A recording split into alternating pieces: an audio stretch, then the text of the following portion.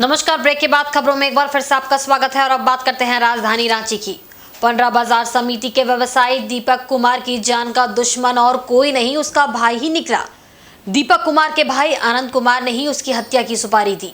साजिश का पर्दाफाश होने के बाद पुलिस ने साजिशकर्ता समेत 4 लोगों को गिरफ्तार कर लिया है।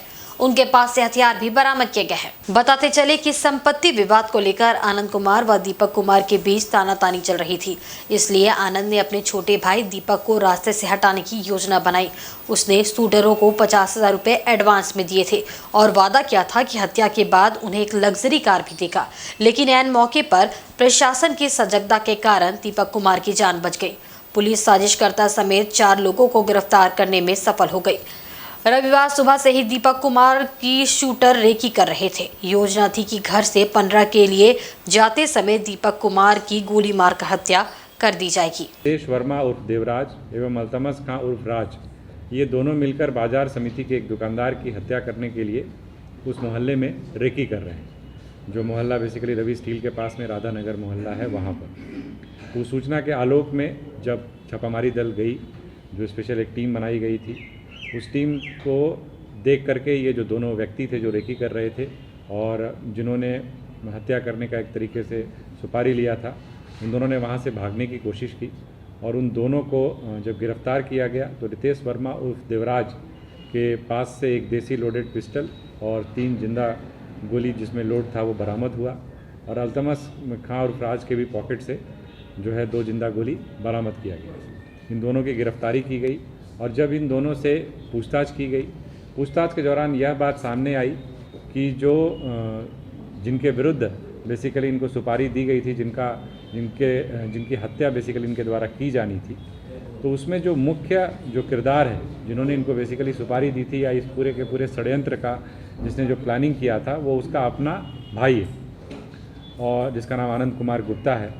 और जब उनसे भी पूछताछ की गई तो उसने भी इस बात को स्वीकार किया कि संपत्ति विवाद को लेकर करके और मुख्यतः संपत्ति विवाद को ही लेकर के उसने इस प्रकार की एक षड्यंत्र को किया उसने, और इन लोगों के साथ मिलकर के प्लान किया था कि उसको उसी मोहल्ले में उसकी हत्या की जानी है। झारखंड में शुरू की गई 26,001 शिक्षकों की नियुक्ति प्रक्रिया पर रोक के लिए सीटेट पास अभ्यर्थियों ने झारखंड हाई कोर्ट में एक याचिका दायर की है, जिसमें सीटेट पास को मौका नहीं दिए जाने को चुनौती दी गई है।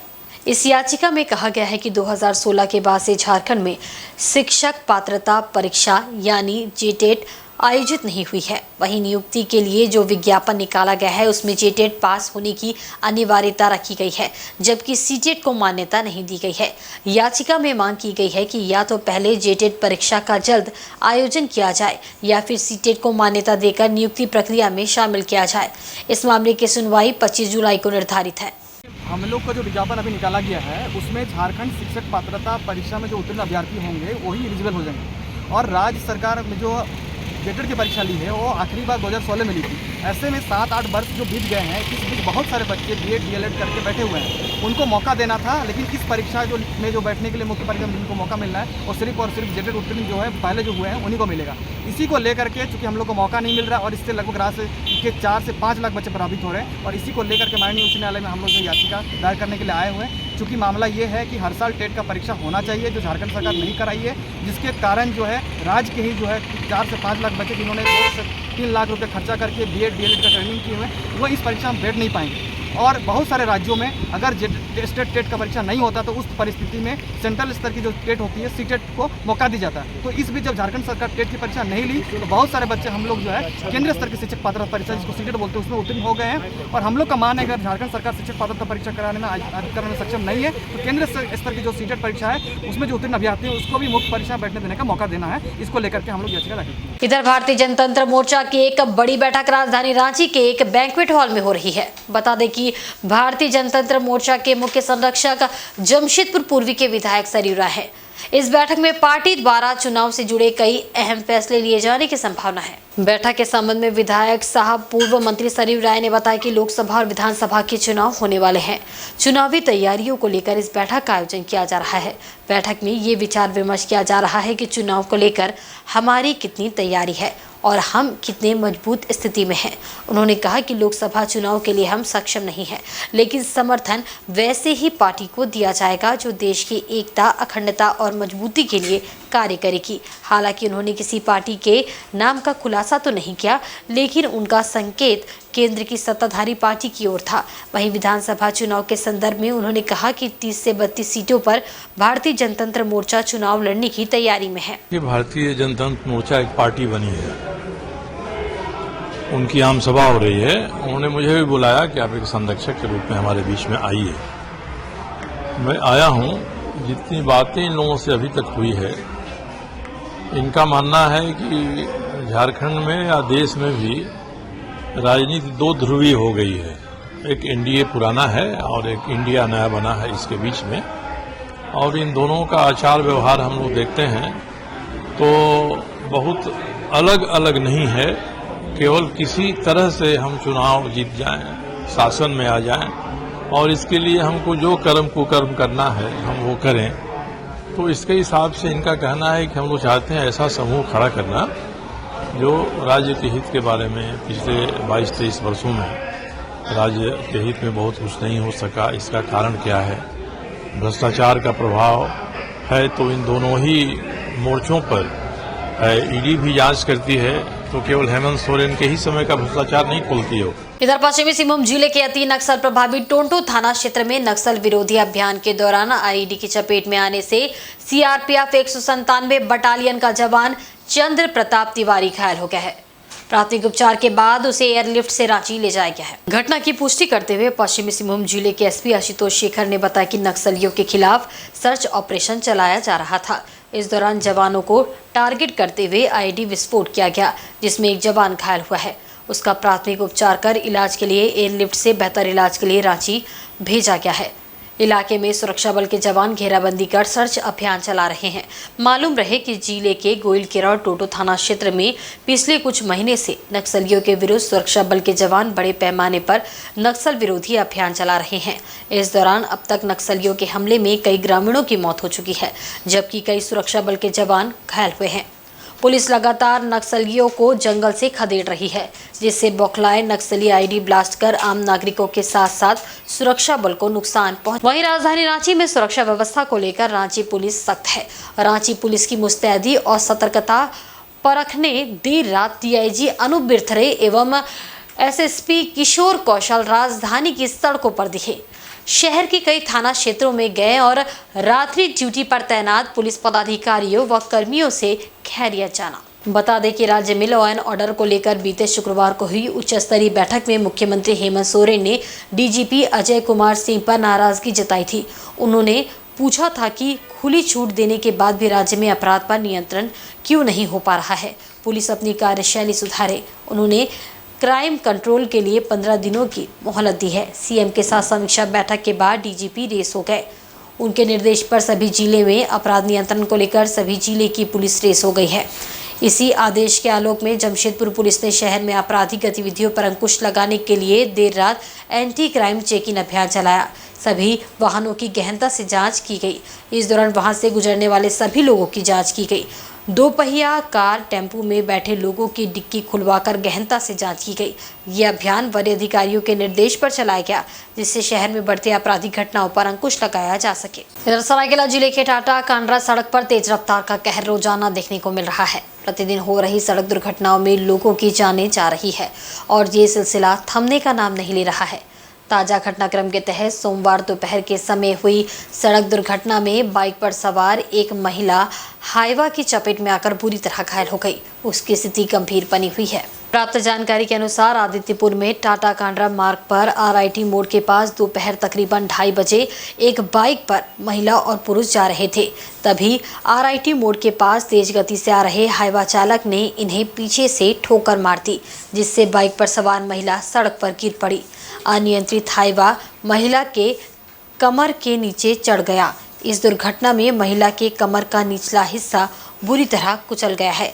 घटना के फौरन बाद स्थानीय लोगों ने आदित्यपुर पुलिस को इसकी सूचना दी, जिसके बाद मौके पर पहुंची पुलिस ने घायल महिला को अस्पताल में इलाज के लिए भर्ती कराया है, जबकि चालक हाईवा सहित पुलिस हिरासत में है। बताया जाता है कि दोनों किसी स्थानीय कंपनी में काम करते हैं। ड्यूटी के बाद दोनों बाइक से वापस घर जा रहे थे। वहीं जिले के आदित्यपुर थाना अंतर्गत औद्योगिक क्षेत्र समेत अन्य रिहायशी इलाकों में बीते कई दिनों से बाइक चोर गिरोह का डेरा है। सड़क के बाहर और सुनसान स्थानों पर खड़ी बाइक को गिरोह द्वारा बड़ी आसानी से निशाना बनाया जा रहा है, जिसे रोकने में पुलिस विफल है। बताते चले कि रोजाना बाइक चोरी के मामले सामने आ रहे हैं। इसी कड़ी में सोमवार को भी बाइक चोरी की घटना से आक्रोशित सैकड़ों मजदूर और कामगारों ने आदित्यपुर थाना पहुंचकर घटना के प्रति आक्रोश जताया। बताया जाता है कि आदित्यपुर औद्योगिक क्षेत्र फेज 6 स्थित अलाइट कंपनी के बाहर से रविवार दोपहर 12 बजे दिन दहाड़े बाइक चोरों ने एक मजदूर की बाइक चोरी की।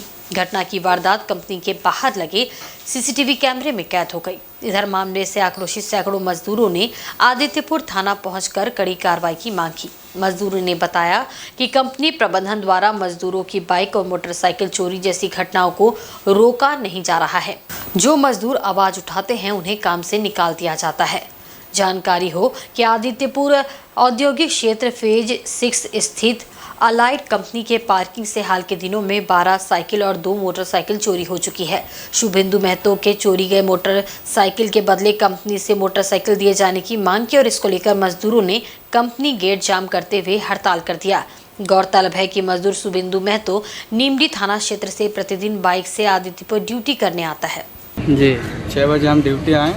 कब? 6 बजे सुबह 6 बजे। हाँ कल संडे को जी। ड्यूटी आए तो ड्यूटी के दौरान मेरा गाड़ी चोरी हो गई। कैसे? 45 हाँ 12:40 45 12:40 गाड़ी आप कब लगाए थे वहाँ? गाड़ी सुबह ही लगा 6 बजे। 6 बजे। छुट्टी कितना बजे होता है? 2 बजे। देखे तो क्या पता चला? देखे तो गाड़ी नहीं है। सीसीटीवी में दो आदमी का फोटो आया है। हाँ। गाड़ी लेके भाग रहा है। कितना गाड़ी अब तक चोरी हो चुका है वहाँ से? अभी एक तो हुआ, पहले भी और हुआ है गाड़ी चोरी। कितना? साइकिल भी चोरी हुआ है। अच्छा, तो कोई फैसला नहीं लेते हैं। वहीं मुहर्रम पर्व को लेकर पोटका के कोवाली थाना में शांति समिति की बैठक हुई। बैठक में कोवाली थाना क्षेत्र के डीएसपी चंद्रशेखर आजाद समेत थाना प्रभारी और अन्य पुलिस अधिकारी व पुलिसकर्मी मौजूद थे। बैठक में भाईचारे के साथ और सभी के सहयोग से मुहर्रम जुलूस निकालने का निर्णय लिया गया। मुहर्रम के मौके पर निकाले जाने वाले जुलूस को कोवाली थाना शांति समिति की बैठक डीएसपी चंद्रशेखर की अध्यक्षता में रविवार को थाना प्रांगण में आयोजित की गई। बैठक में शांति समिति के सदस्यों ने एक दूसरे के सहयोग से मुहर्रम पर्व शांति और सद्भावना के साथ मनाए जाने का निर्णय लिया। बैठक में समिति के सदस्यों ने मुहर्रम जुलूस में डीजे बजाने, आग और शोले का खेल, ट्यूबलाइट खेल को बंद रखने, रेस बाइकिंग पर रोक लगाने की मांग उठाई गई। वहीं शनिवार साप्ताहिक हाट होने के कारण जुलूस को नियंत्रित करने की मांग भी रखी गई। मौके पर डीएसपी चंद्रशेखर आजाद ने कहा कि गंगाडी से निकलने वाले मुहर्रम जुलूस के मार्ग का निरीक्षण किया जाएगा।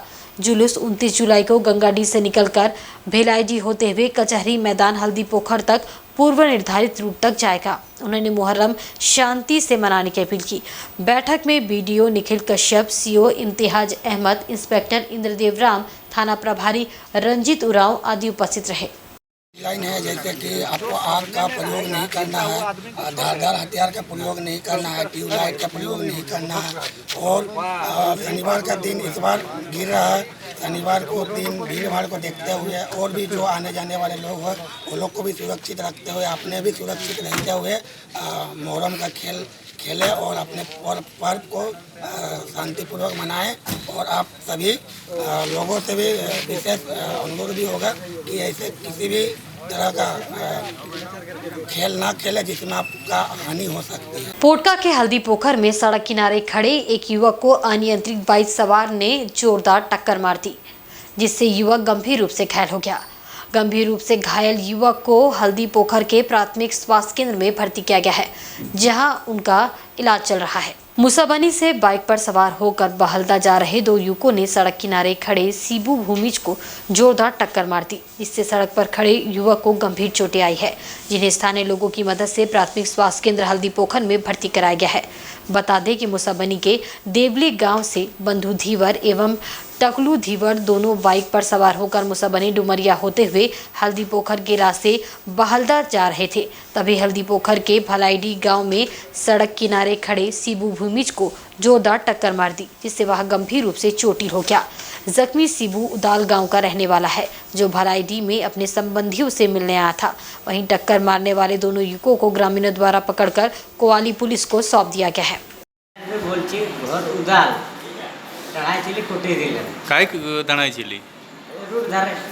इधर उत्तर प्रदेश संघ के चुनाव में अखिलेश दुबे गुट ने बाजी मार ली है। उन्होंने अपने प्रतिद्वंदी को 83 मतों के अंतर से परास्त कर उत्तर प्रदेश संघ पर कब्जा जमा लिया है।